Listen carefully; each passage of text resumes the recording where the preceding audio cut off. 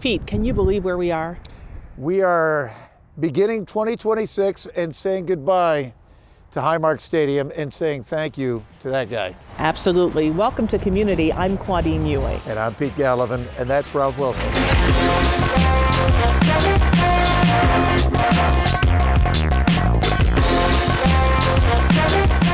It's just a windy day outside of Highmark Stadium, and nobody knows that better than Patty Thomas, wife of Hall of Famer Thurman Thomas. Thanks so much for joining us on commUNITY. Thanks for having me today. I'm happy to be here out in the cold. We are, well, we're in a fitting location because both of these buildings have got a lot to do with your family. I mean, what's his name rumbled around a lot in that and brought a lot of fans to their feet.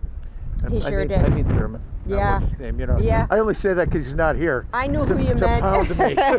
I knew who you meant. Yeah. Yeah, it was a great time. But the new building means a lot to your family as well. It does. It does. I think having and being part of that project over there kind of helped bring things full circle for Thurman a little bit. Yeah. You know, and kind of helped the transition from being really like nostalgic and sentimental about this one going away. It kind of helped. Being part of that project really was probably very instrumental in him not shedding a lot of tears. We were very fortunate to have some great partners in Gallivan and Turner, and we actually were, Gallivan was our mentor for many years when we started 34 Group. So we were the original team of us, Turner, Arc, and Gallivan that actually interviewed for the project, and you know, may the best man win. How much does it mean to you and Thurman to be able to have such a role in giving this community something like this?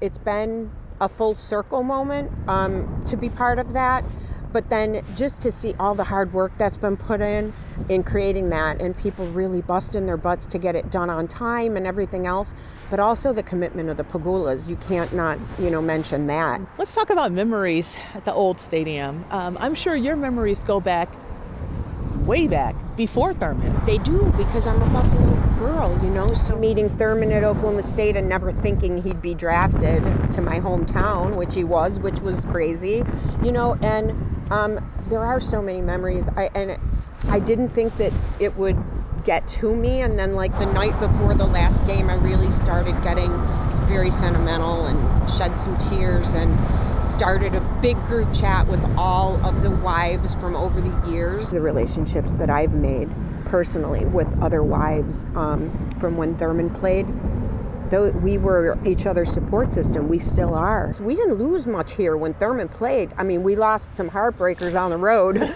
but we won here. What was your favorite memory of Thurman in this stadium? When his jersey was retired, that was a huge moment, just to recognize his achievements there. But I do remember one really big win, and I'm not sure if it was one of the AFC championships, but he ran over and grabbed the girls. And I actually got a really neat message on Instagram a couple weeks ago from the guy that I handed the girls to, that handed them to Thurman, and he said he never forgot that moment. I know we're not far from Ralph's statue, but what that man meant to you and your family. I mean, he used to call Thurman his adopted son. I know I didn't anticipate the emotions in the last game. And I think to myself,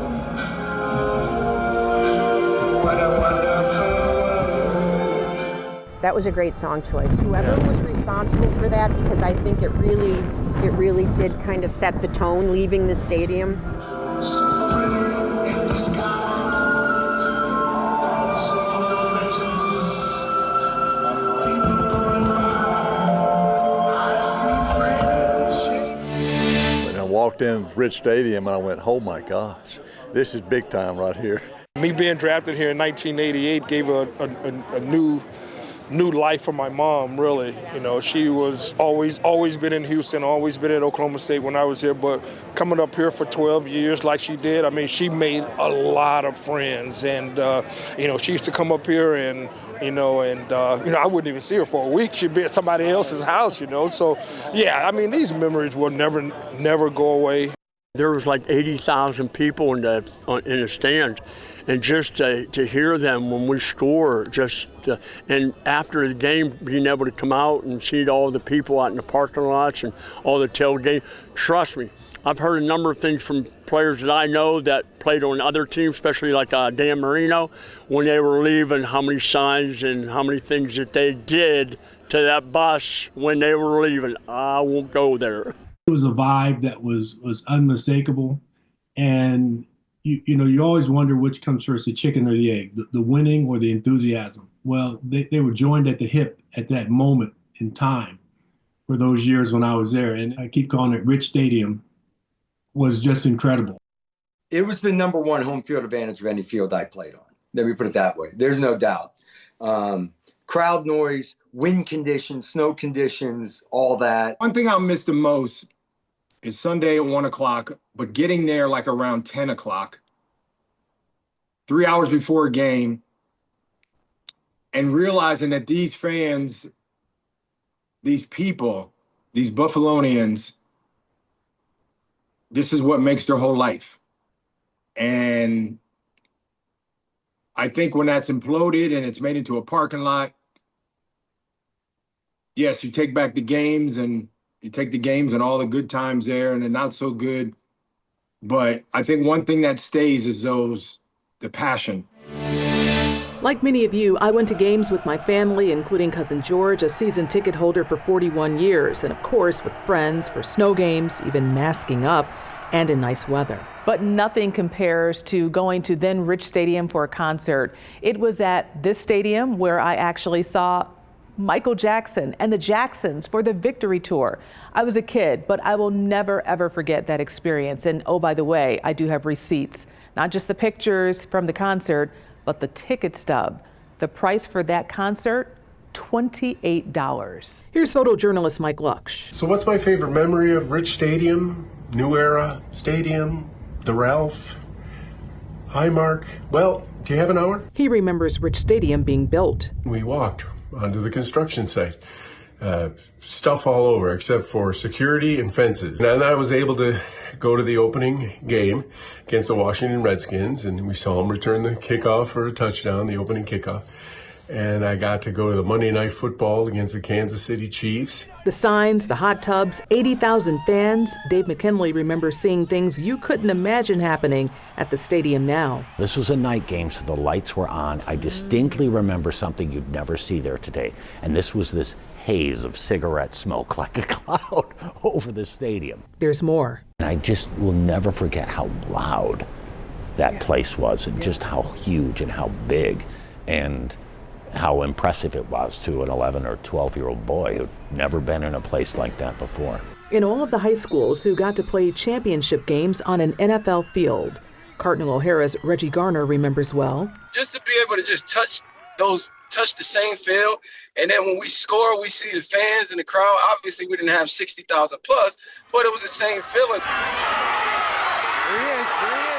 I thought everybody would help me out. Then he earned MVP. Now he lives in Denver and is a Bills season ticket holder. And my dad bought season tickets back in 2010. And because of him, that's why I'm a season ticket holder, because he passed away in 2017. These are memories. Coming up next on Community, we celebrate a century in the theater district of Shays Performing Arts Center. Stay with us.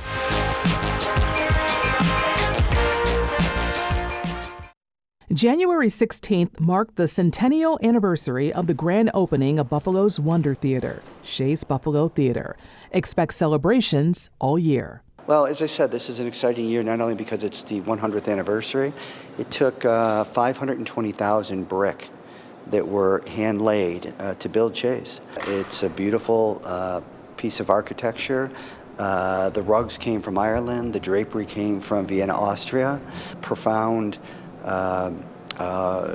designers that worked on this project, and Michael Shay delivered this beautiful cultural institution that's beloved and enjoyed by generations of Buffalo and Western New Yorkers. So our obligation is to make the theater better than it was when we found it, and that's what a community is all about. Shea's has a huge economic impact, well over $100 million a year. That's consumer spending that occurs here in the theater district in downtown Buffalo before and after the productions. So we're a huge economic engine for the theater district and the 600 block here, but also throughout downtown Buffalo as well. I used to tour as a performing hip-hop artist and things of that nature. Not so much anymore, but I'm always into music. Music actually fuels my visual artwork as today. So I still make music, make beats, so to speak. And so 2 years ago, I decided to reach out to 10,000, Marquise, and ask him if he ever recorded any of his poetry. He never recorded any of it. So I was like, well, you know, I got an idea. I got a lot of beats that I'm not doing anything with. I think you sound great over them. And so he agreed, and so here we are 2 years later releasing it on vinyl. What's your favorite song on repeat? Cruising along life's without no worry. For the past 10 years, all my poems that everyone's seen around the Western New York area have been freestyles. I see, when I hear a word or a phrase or anything else, I see it in my mind like a movie trailer, and I let it play out, and then I just tell that story. I just had a grandma in shopping a little while ago, and she was like, I never knew how expensive things were now that I'm shopping for everything all the time for these kids. Cheryl Flick started the Western New York Foster Closet after becoming a foster parent herself. We knew the need of taking in a child that comes to you with nothing or very little, or things that they should not be going to school in, because it's not fair for any child to not go to school and look like their peers and feel confident with what they're wearing. So I heard of another closet and thought we need something like that locally to help foster kids. The Western New York Foster Closet at the McKinley Mall is a free resource for any child who's been removed from their home through the court system. Foster families and relatives are welcome up to 4 times a year to shop for clothes, shoes, necessities, and toys. Right now there's a big need for boys and girls' clothes and pajamas. Winter clothing that is hopefully rip, stain, hole free and still in really good condition or brand new.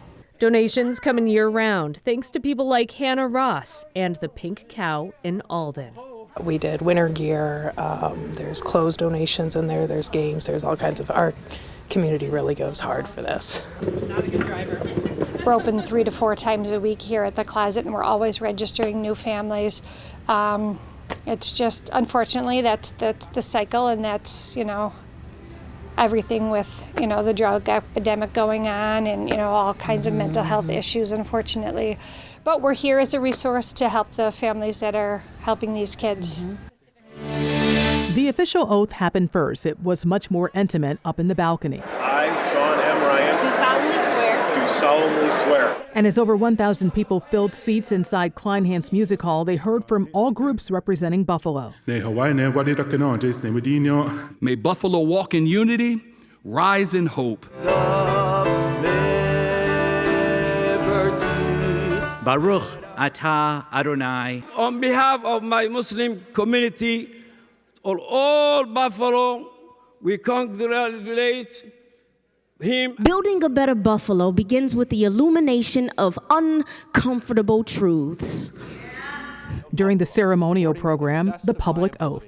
According to the best of my ability. In his inaugural address, he thanked those who served before him as mayor. City government earns trust by doing the everyday things well. When the streets are safe and the snow is cleared, when parks and community centers are cared for, people feel respected. Housing affordability, aging infrastructure, economic inequality. I won't pretend that solving these problems is going to be easy. There's a lot of hard work ahead, but I will tell you this, I am up for the challenge. And he says, hold him accountable. Neighborhoods matter. Every neighborhood in every part of the city of Buffalo. They aren't an afterthought, and they are a reason for everything we do. This is Buffalo's new mayor. But building a better Buffalo together. Thank you. Now let's get to work. Coming up next on Community, we're getting ready for the Olympics and taking you to an Olympic town right here in New York State. He drove 6 hours to get there. It's hard to believe, once again, we are here getting ready for the Winter Olympics. Well, you feel that breeze, and it's not too hard to believe, but I'm about to take you to a town that's just 6 hours away that is always in the Olympic spirit.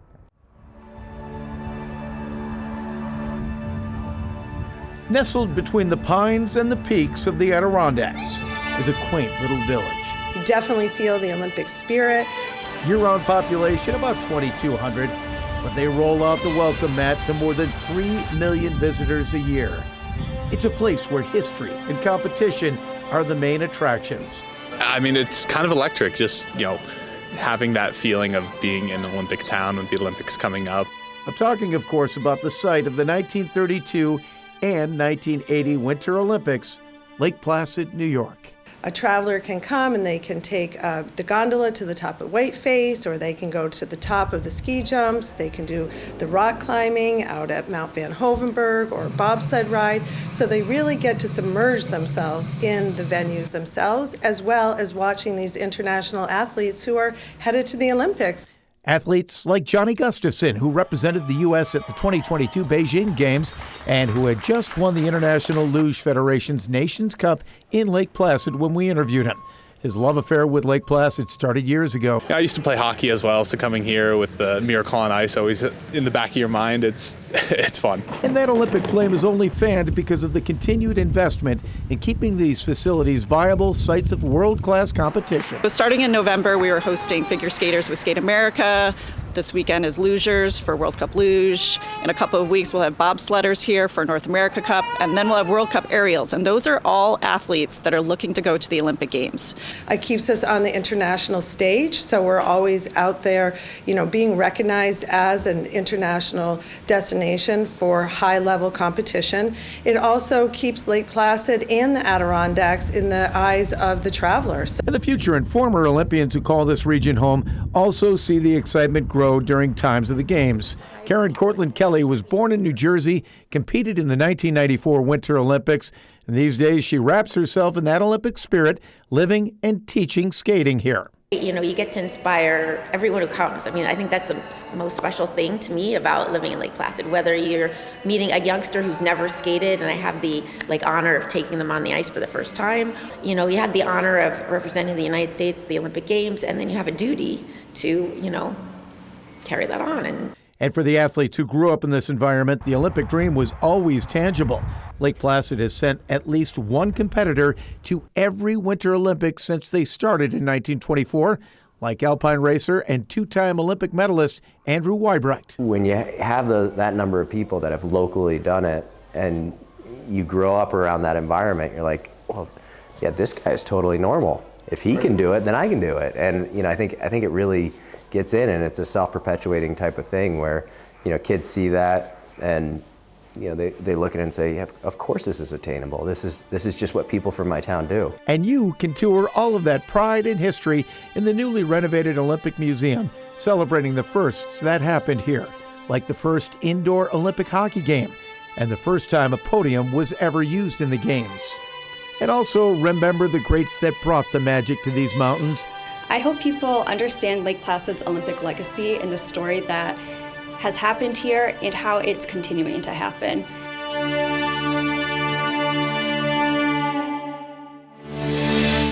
We want to pause and remember a local veteran, Isaiah Frederick, a Korean War vet, a combat soldier. He was part of the 2021 honor flight, something he was so excited to participate in. We spoke with him about it during the height of COVID. I'm proud to be in the service to serve, and I felt good about it. Well, I'm proud because being American and enjoy our freedom here, Isaiah Frederick was 91 years old when he passed away this month. Wallet Hub compiled data of all 50 states and Washington, D.C. They looked at employment, wealth, education, social and civic engagement, and health. They concluded some states have made significant strides toward racial equality between blacks and whites over the past few decades. Georgia has closed the racial income gap by over 32 percentage points since 1979. Mississippi has decreased disparity in poverty levels by 27 percentage points since 1970. And these states have made the most racial progress overall. They are now among the top 10 most integrated states. On top of that, Georgia ranks first for progress when it comes to business ownership rate and fourth best for improving the number of Black residents in executive positions. And when it comes to states with the most racial integration, Arizona is number 1, New York number 32. New York is a very huge state, and there are pockets in which maybe the integration isn't like you would expect in a place like New York City. The good news, though, is that New York is 22nd, which is above average in terms of racial progress, in terms of bridging some of those gaps. And again, some of those gaps are things such as the median household income, for example. New York is about average there. One thing that New York has done very, very well is in terms of business ownership rate. They have done a tremendous job of bridging that gap. The 10th in the country in bridging that gap at almost 74%. Upstate New York, the closer you get to the Canadian border, I think there are some issues there. And I think that's what kind of keeps New York at kind of middle ground there. But once you're able to address those issues, there's no reason that New York, with its with its progressive and forward-thinking state legislature, there's no reason why that the rest of the state can't follow the lead of New York City. When you see things such as more and more minority representation in the education system, in the political system, and in the business community, when you see more and more integration on that respect, I think that's key in bridging the gap in a lot of these factors that we had talked about when it comes to terms of things of like bridging everything from education gaps to wealth gaps. Well, that wraps up our January edition of commUNITY. Yep, and we're going to leave you with the sounds of Dr. Martin Luther King Jr. We will see you next month on commUNITY. Well, I don't know what will happen now. We've got some difficult days ahead. My poor little children will one day live in a nation where they will not be judged by the color of their skin, but by the content of their character. I have a dream today.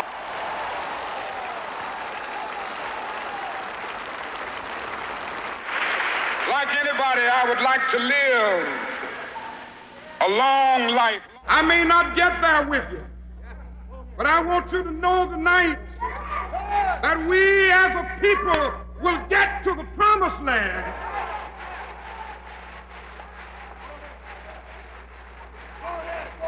So I'm happy tonight. I'm not worried about anything.